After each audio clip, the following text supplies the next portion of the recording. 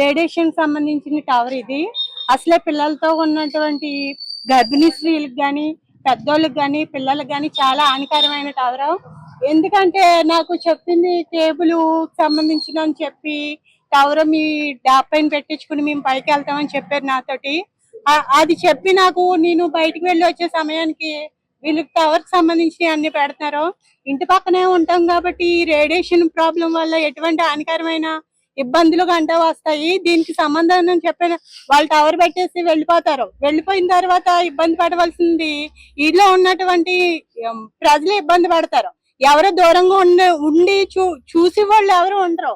ఈ టవర్ వల్ల ఇబ్బంది పడేది ఎవరు ఉన్నారంటే ఈదిలో ఉన్నటువంటి 100 నుంచి 150 కిలోమీటర్లు ఉన్నటువంటి ప్రజలందరూ ఇబ్బంది పడతారు.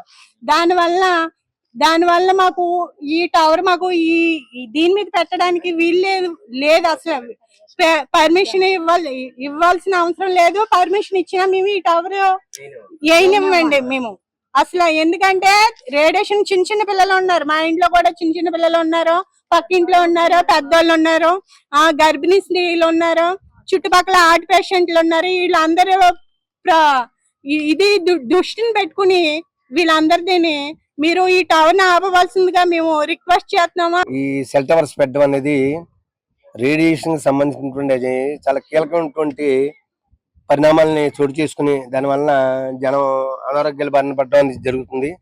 అందులో భాగంగా ఈ విషయం గురించి సమాజంలో ఉన్నటువంటి ప్రతి చిన్న స్థాయి వ్యక్తులకు కూడా ఆల్రెడీ కొంత నాలెడ్జ్ ఉంది. పిచ్చుకలు చనిపోవటం అని మనం ఆల్రెడీ చూస్తున్నాము. దీనివల్ల ప్రధానంగా ఏమవుతుందంటే గర్భిణీ స్త్రీలకి అబార్షన్స్ అవుతాయి. గుర్తుపెట్టుకోండి, గర్భిణీ స్త్రీలకి అబార్షన్స్ అవుతాయి. ఎక్కడికి కరెక్ట్ గా 72 మీటర్ల దూరంలో ఇంకో సెల్ టవర్ ఉందండి. ఏంటంటే ఇది జనావాసాల మధ్యలో పర్మిషన్స్ ఎవరిస్తున్నారు అసలు? మరిన్ని వీడియోస్ కోసం ఛానల్ ని సబ్స్క్రైబ్ చేయండి. లేటెస్ట్ అప్డేట్స్ కోసం వాట్సాప్ ఛానల్ ని ఫాలో చేయండి. అండ్ లింక్ డిస్క్రిప్షన్ లో ఉంది.